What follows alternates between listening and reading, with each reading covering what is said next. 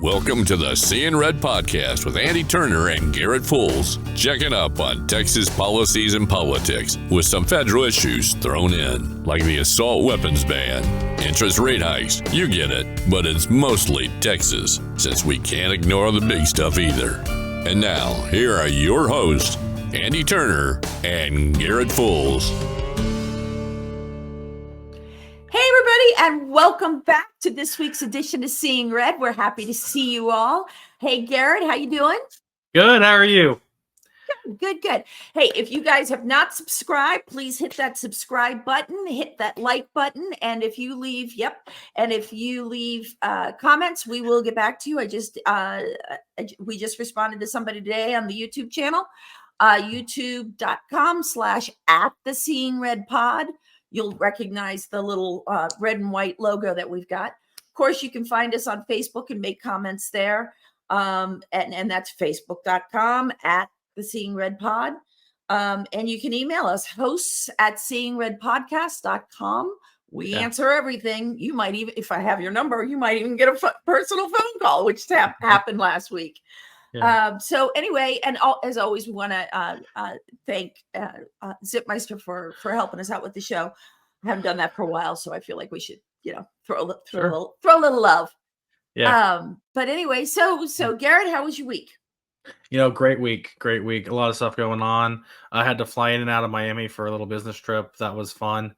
But it was day in, day out. So most interesting thing aside from the business that happened was there was a bird flying around several birds flying inside the terminal as I was trying to leave. And I'm like, it would just figure I go to Miami and I get pooped on by a bird. I never even went to a beach, but stayed inside the whole time, but it didn't happen. Made it home safe and sound. But that's the long and short of it. How was your week? It was good. It's been busy. I got on board with a Republican women's committee, and I've been trying to help out there and get some education going, and see what somebody calls me and says I need help. I don't turn them down. So, absolutely. And particularly the chairman is a very dear friend of mine. So she leads, I follow. Gotcha. So I gotcha. Well, thank you so much for jumping on with me today. And, let's talk a little bit about what's going on here in Texas, kind of what's going on in the news. Obviously, last week we had our massive primary, kind of an upheaval, an earthquake happened in Texas. So we're going to be seeing how that plays out over the next few months regardless, but it's not over yet. There's still 9 or so runoffs for state ledge races. Right. There's actually more. There's just ones where the person who wins that election will likely be the winner on the Republican side. There's also some major ones on the Democrat side, and then there's some, like in my district, I live in a Democrat district, HD 76. The two Republicans there's 2 Republicans in a runoff here, but the Republican last time I think got 38 or 40% of the vote. So we're not really expecting the Republican to win that race if they were to win. But there's like 9 really competitive seats popping up on the Republican side, and obviously first and foremost is Dade Phelan versus David Covey, and that's going to be the one everyone's looking at when it comes time in May for that runoff. So I think this is going to be so much money spent. Like we thought there was a lot spent. For sure. Yeah, on both sides. I mean, it's just. And this is part of the Ken Paxton retribution, adventure, I guess I'd call it. I don't really know. So David Covey, and I didn't really know anything about David Covey until I read Mark McCaig's article. And for those of you that are regular watchers, know that we had Mark on last week, and then like the day after I opened my email because I subscribed to him, and there was this whole everyone article. Should go do that. Go to TexasVoice.com and subscribe to the email to get those from Mark. And so I was reading this article, and it wasn't just Mark did a great job with it. It wasn't just like we've researched and here's what we found. He actually included documentation, photos of it, so that there could be no doubt that his findings were based on credible material. Sure. And so I get some questions about Mr. Covey. I mean, Well, just from what I can tell, he went to a correspondence law school yeah, in California, where the only way to get a bar degree or get admitted to the bar is to get admitted to the California State Bar. It's I not don't. it's so that's the only way that school, the only bar that accepts that school's like education in order to sit for the bar is California. So I'm not sure about that. I'm not sure I he am. can sit for the bar in California. He might Um, not be able to sit for the bar in California because there's probably other requirements. But the only bar that even comes close to accepting that as the education requirement for it is going to be California. All that to say, even if he graduated from that program, he couldn't sit for the bar in Texas. And then there are some things where he's listed himself as an attorney on different campaign finance, like whenever you yeah, donate money to somebody, you have to write your occupation. He said, "Oh, I'm an attorney." Now, which he's not. He has a law degree the same way I have a master's in education. I am not teaching now, so I do not say, I do not put down my occupation as teacher. It would right? be a lie. And Well, and yeah, this is but when it comes to attorney, there are certain you can't claim to be an attorney in certain contexts if you're not. But to my knowledge, he hasn't done that, right? He hasn't claimed to be an attorney to get business, or he hasn't practiced as an attorney to my knowledge. He could have, but he's written but down on forms, on legal forms, right, ethics right, forms. There and was a that's a different, deed. but that's not illegal. You can lie. Well, maybe on the ethics form, it's you can't. Becomes a salient point of whatever else. It's not the same type of violation as actually going out and practicing law without a license. Right, but he's not practicing law, but having hung around with a bunch of lawyers before, I can tell you that if he's claiming to be an attorney, he isn't Yeah, being honest. He has a degree in the law. sure, sure, That does not make him an attorney. And to say right. otherwise I'm just is, saying, I'm not sure how much more jeopardy there is beyond political. Obviously, he's lying, and you don't want your politicians to be just out front lying about their credentials. Last time that happened, we had George Santos get removed, and we lost the seat and all that fun stuff. So, well, and that sort I'm of thing can curious. happen. Yeah, I'm curious to know though, Garrett, like if he's not an attorney, and clearly he's not, what is his occupation? Like, He goes to political events. That's what he's been doing for the past forever. That's ever how everyone knows him. He was the head of he was a county chair, and he was like head of the Republican County Chairs Association. His association gave Speaker Phelan an award a month or so, or a couple months before right. he decided to run against him, calling him a liberal and everything. So it's he's Yeah. kind of a two-faced guy. So if you're a David Covey ally right now, no, you're not. But that's just the reality of the situation for those folks, Yeah. and that they're gonna get bitten by it eventually. Mhm. But that's just kind of what's going on with that race. There's others we're going to dive into, but it is notable that Governor Abbott had not endorsed in some of those races before they went to a runoff, and now he's going and endorsing at least one challenger. I think I may have seen two. And Governor Abbott had a great record going into the primary, or coming out of the primary. So those races are probably going to go against the incumbent in those seats, I would guess, based off the history from the past couple, from March 5th. But special elections are crazy. Runoffs are crazy. Like, they don't make sense. The electorate's so much smaller and so much more personal, and people are going out to vote for that election in particular. You don't have people who are going out to vote for the president or vote for the senator or something, and then they also happen to align with one candidate or the other, so they're going to vote down that ticket.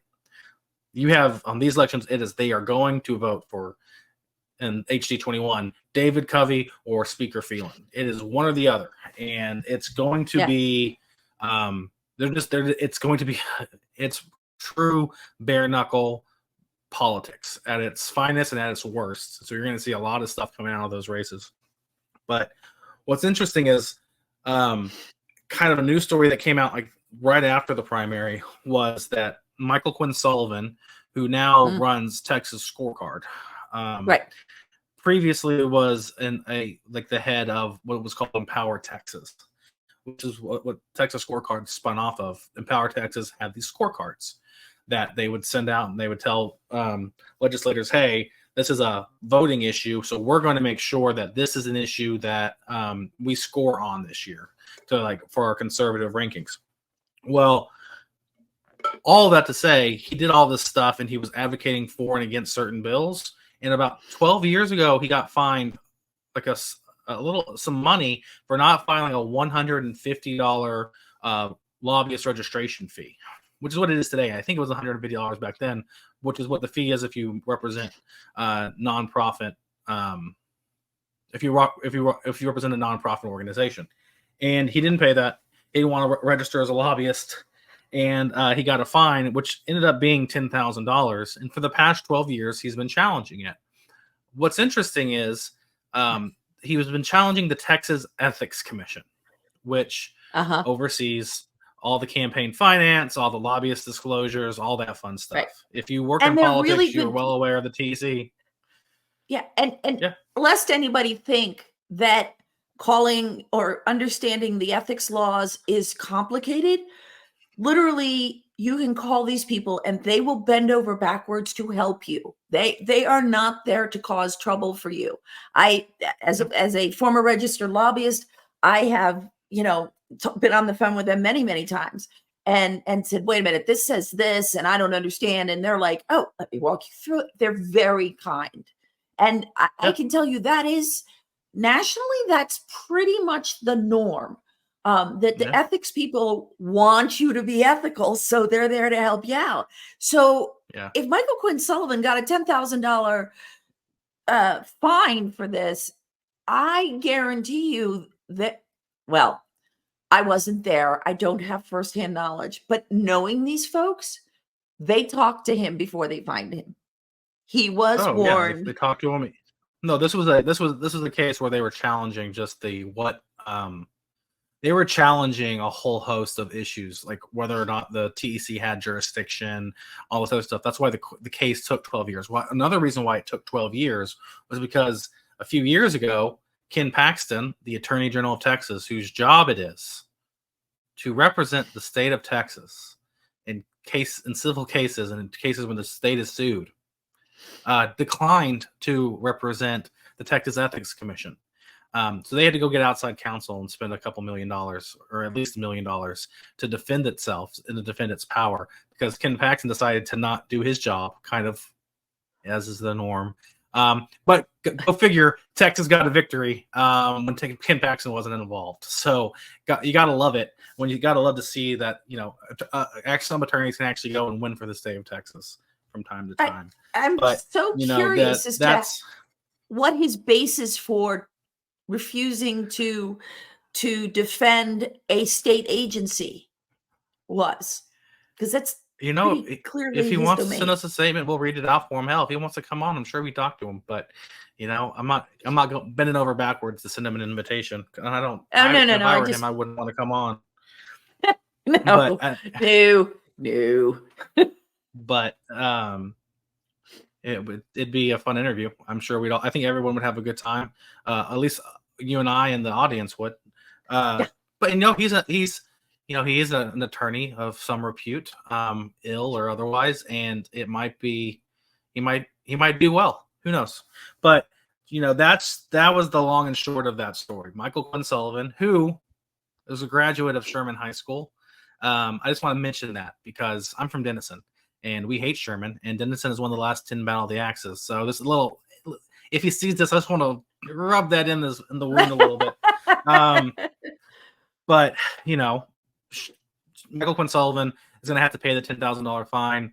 I don't imagine he's actually going to be coming out of his pocket. He was, how they do with court cases when they challenge constitutional issues. That he was the person that was, the sacrificial lamb, so to speak, to have the cause of action to sue and everything. So he is doing fine. He'll be fine. He has his new gig and whatever else.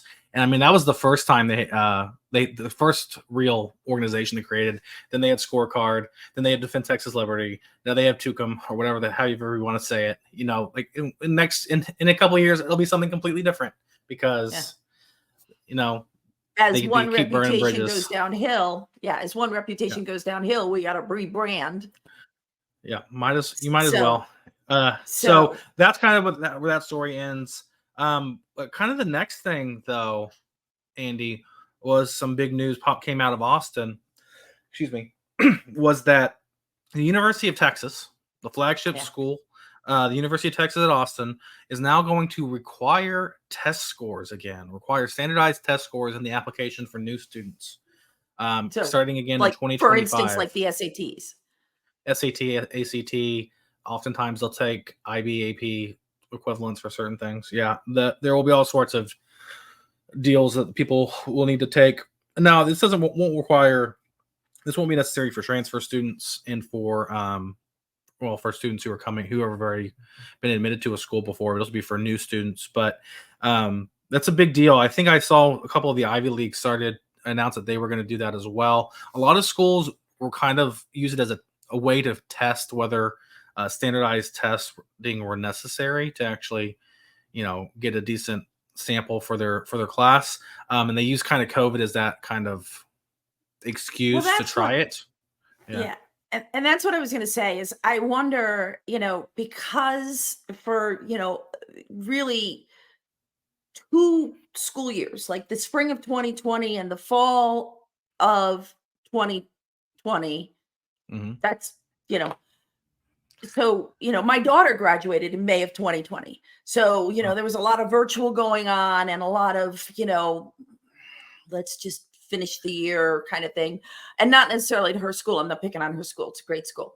But across the country. And we read about this time and time again. So if I can make the case for, the SAT being, necessary or whatever standardized test.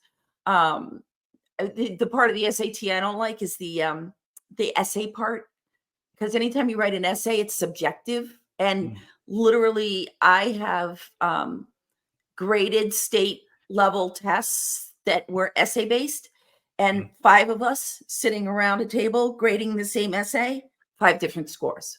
Sure. So, because no matter how many they give you it's called a rubric, something to score the essay by. Does it have this? Does it have that? Does it have the other thing? And everybody interprets it, but you're not allowed to talk about it. Like, instead of having the 5 of us like read this and come up with a grade, no. So I don't like the essay part, but fill in the dot. Here, there's one right answer, there's one wrong answer, and either you can handle, and this is why it's great. They're doing something now that they didn't do when I was in school. Seniors and some juniors can go to community colleges, and it's called dual enrollment. Yeah, they've been doing that a long time. It's been a couple days since I was in high school, so they didn't have that then. And I went to Catholic school, so I really don't know what was available in the public schools, but I'm thinking not. So if you are dual enrolled, then you don't need to take the SAT because you've already passed, a community college classes, whatever. You've been, the whole purpose of these tests is to make sure that you are admitting students who will be reasonably successful in your university or your college. And so to that end, I don't think that's a bad thing. But on the other hand, I can make an argument against them with that essay portion in it. So if you're going to do essays, you can take that. I'm not, because not all of the testing options have essays, and you don't have to take the SAT. You don't have to. You can take the ACT. You can go in with AP credit, like the way you were talking about, in a way. So as long as there's at least an option without an essay portion, I guess. It's, you got to look at it. Yeah, it's going to be fair. There's no real great way to admit people to college. especially when there's a finite amount of seats and a larger pool of people who want to go. It's always going to be a little arbitrary and capricious, which isn't great when you're talking about a government institution. But Well, I mean, I had to take a test to get into my graduate program. I didn't just go to graduate school. And you had the GRE, the graduate record exam, and then at the time you had the Miller analogies. And I researched both tests because, as you know, but our audience doesn't know, I am terrible with math. When I'm fine until you put letters with numbers and then funny little symbols, and I'm lost. It's all Greek to me. Yeah. And so, well, it's because they're Greek letters. right. So I get totally lost, and algebra 1 was quite the challenge for me. So I took the Miller analogies because and I was not going into a math or science-based graduate program. So I took the Miller analogies, did quite well because there were a few math problems on it, and when in doubt, choose C, right? So I answered all the other ones because I'm really good at all the other stuff, and got into and finished my graduate degree. But it was, it made sense. They want to make sure that you are going to be reasonably successful in your graduate program. So there is an argument to be made to say, hey, it's undergraduate. You should prove that you are reasonably successful. The question I have, though, is if you are, a 3.8 senior in high school, in other words, your high school resume is good. And let's say you didn't do dual enrollment, but your average is 3.8 or better. Do you really need to prove that? Like, even from some of the schools that are not as wonderful as other schools, if you get a 3.8, you're doing something right. You were clearly there. There's a major issue with grade inflation across academia. There's just a pressure to pass students, and just because you're the best of your class, there's a curve. Doesn't necessarily mean you're going to do very well at an institution. And one of the things they're really trying to do is make sure that students that come to a university graduate in 4 years. So like when I was at UT, the 4-year graduation rate was like 48%. And I think the 6th year was like 62 or 63. They were pretty low. And those numbers have gone a lot higher last time I saw, because there's this major push to actually graduate the students that were coming. And then a lot of that starts with admissions, by making sure the students that come, that start at UT, in this case, because this is the example we were talking about with the test scores, are going to be on that track to be successful. So that's kind of there's several rubrics they look at when they're studying this to kind of come up with how they want to do it in the long term. But I mean, there's a lot of pros and cons to it. It seems like it's going to be generally going back to normal versus trying something new. Basically, they tried not having test scores, and it wasn't working out too well, and they want to go back to what they were doing before, and then they can maybe figure out something better from there. But in the meantime, what they had changed to wasn't working. So let me ask you: you mentioned 4-year and 6-year programs, this, that, and the other thing. It wasn't a program; it was just a rate. Right. How long it took you to get your bachelor's. I have to check with my sister from another mister, but I literally do not know anyone who graduated in 4 years. I didn't. I changed majors. So, and I transferred schools. So, things were lost and I had to stay. How many people do you know that finished in exactly 4 years? Well, I don't know. A lot of people finish sooner. A lot of people and they call it a 4-year program because you're supposed to do 15 hours each semester for 8 semesters. Well, see, did some math. But some programs require 132 or 144. Maybe you double major, maybe you double minor, or maybe you got some dual credit in high school from AP classes or from dual enrollment. These things, so how do you count that 4-year? That 4-year graduation rate is kind of what their benchmark is. Like apparently 48% of people in 2008 were graduating in less than 4 years at the University of Texas. So Yeah, I don't know how many, but about half then, and they're trying to yeah. get that number higher. Sure, and that'd be great. That'd be great, but like my generation didn't have these opportunities. I mean, yes, you could take AP, but um, Well, and AP y'all was, had more Clepping was a lot more popular when and I did some of that. Yeah, I right. did some of that. So for a lot of folks, that was how it was done versus dual enrollment, Right. because it just wasn't as. But Clepping still happened, but I didn't know nearly as many people who clepped as say my Yeah, parents did. I clept some of my general education and my electives, this, that, and the other thing, but I didn't get like a semester ahead. I got a couple of classes out of the way for electives or whatever, but still, so it's interesting. And, my daughter is constantly stressing out that she's not graduating in 4 years. And I'm like, sweetie, I literally don't know anybody. Like her peers may be graduating in 4 years because they were dual enrolled. I don't know. Maybe that's where that's coming from. But I'm like, get your degree. Make sure it's not in underwater basket weaving. We're Sure. fine. So Unless that's what her passion is, and she can find a job doing it. No, I'm kidding. Don't get a job in underwater underwater basket basket. weaving, not so much. But there are some jobs that are going to be coming up and available come May, which is the RPT chair and vice chair. The current vice chair, Dr. Dana Myers, has filed to run, or has announced she's running for chair. Matt Rinaldi has not announced one way or the other, I don't believe, but he's the current chair.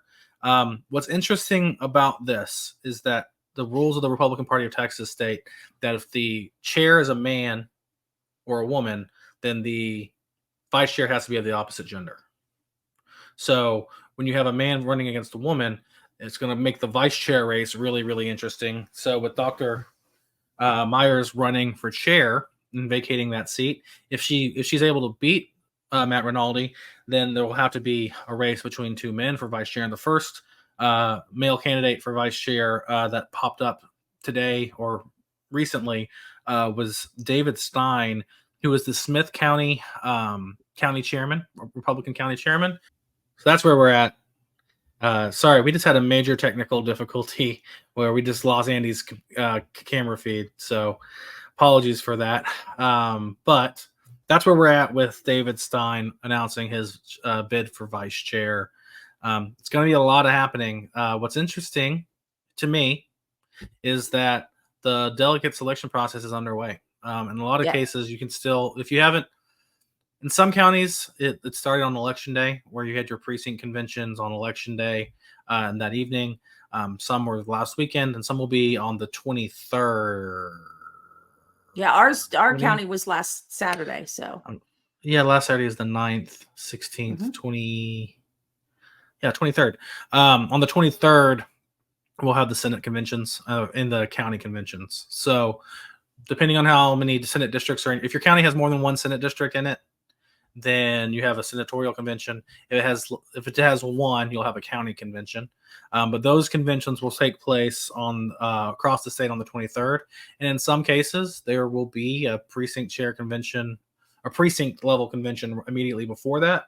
And then you'll have the Senate convention right after at the same location. So if your county hasn't had it yet and you're interested in going to the state convention, go for it. We're having all sorts of technical difficulties now, but Andy, have you ever been to a state convention?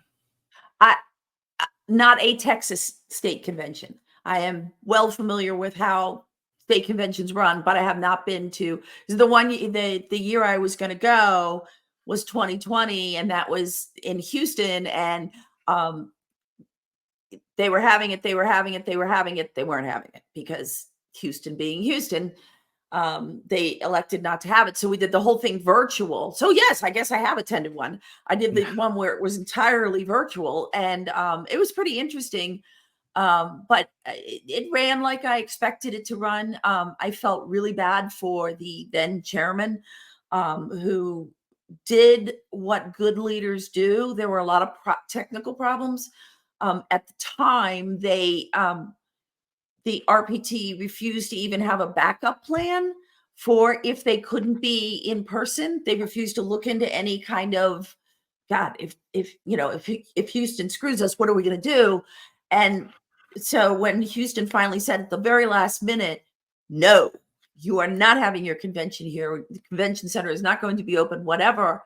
They were scrambling. And that was a vote of the committee, of the Republican Party of Texas committee, and to have a backup plan. And they voted not to have a backup plan, which I thought was foolish. I mean, gosh, Garrett, even you and I for this show have a backup plan. Like if what we're using fails, we know what to go to. And so why you wouldn't have a backup but plan? We don't have a plan for what happens when it fails in the middle of recording, so we're gonna have to adjust. Well, that's true. That's true. That's true. But there were committee meetings at 2:00 in the morning. A friend of mine who still sits on the county committee came over to my house because my husband said, "Oh, tell Mark to come over and I'll feed you guys," and this, that, and the other thing. But like, we were on committee meetings until 2-3 o'clock in the morning one of the nights, and it was long and it was involved, and I was proud of our chairman for being a good leader, because instead of explaining what happened, instead of making excuses, he just stood up and he said, "I am the chairman. This is my fault." Sure. And it ultimately cost him re-election, which it was bound to do. But I just thought, guys, recognize good leadership when you see it. Yeah. Anyway, that was my opinion. So yes, I have been to one, but not in person. Gotcha. Well, I went the last one as a delegate. I've been to several as not delegate, as staff for different candidates. They're a lot of fun if you're into politics, even a little bit, or especially if you're into it a lot bit. But it's always good to go see friends from across the state and talk about politics and how we're going to beat Democrats in November. And this will be a fun one because it is there's also going to be national delegate selection too. So I've been to one RNC, definitely not as a delegate, definitely was working, but that was one of the most fun political things I've ever done in my entire life. It is. If you have an opportunity to go to the RNC, even as just as a visitor, and people in politics, it will be the most fun you have in politics. I went to one in Tampa, and I was an alternate delegate, and it was a blast. And my state senator went, and because I was on the team and I was the only one from our team down there, he was like, "Come on, let's go." And we went. He knew about all these talks and speeches being given by really famous people that wait, how did you find that out? But it's EJ, and it's what EJ does. And so we ran around Tampa until my feet bled because, I dress, so I'm in heels and this and that and everything. And EJ's taller than I am, so he walks really fast. So we were running all over Tampa, and I know that a whole bunch of my friends who went, they were off partying and having a great time. But I just tell you, the education that I got from those symposiums was amazing. It was inspiring. It was so, whether you go to party or whether you go for the the symposiums that are offered when you don't have to be on the floor, everybody should go once. Everybody who is basically interested in this show should probably go once. It's a good time, and there's a lot of energy. And if you need to feel renewed in your political spirit, man, go. Absolutely. Well, it looks like our technical difficulties are difficulting again. So I'm going to just close up the show, say thank you so much for joining us this week. It was fantastic to have you here with us on this little conversation Andi and I had. And, if you enjoyed it, please subscribe. Please like and subscribe. And, we'll see you next time. We'll see you on YouTube at youtube.com/@theseeingredpod. At the Seeing Red Pod on all socials. Please like us, subscribe to us, shoot us an email, shoot us a message. We'd love to hear from you. And click that bell if you're on YouTube. And click the bell. Subscribe and click the bell. You got to do it. Yes, You have please. to. The video won't end until you do it. I promise. All right. We'll see you next time. Bye, guys. Bye, guys. You've been listening to the Seeing Red podcast. It's always Texas politics and beyond. We present the facts and opinions. The Seeing Red podcast with your host, Andi Turner and Garrett Fulce. Thank you, and tune in next week. And please do us a favor. Hit the subscribe button so you don't miss a single episode.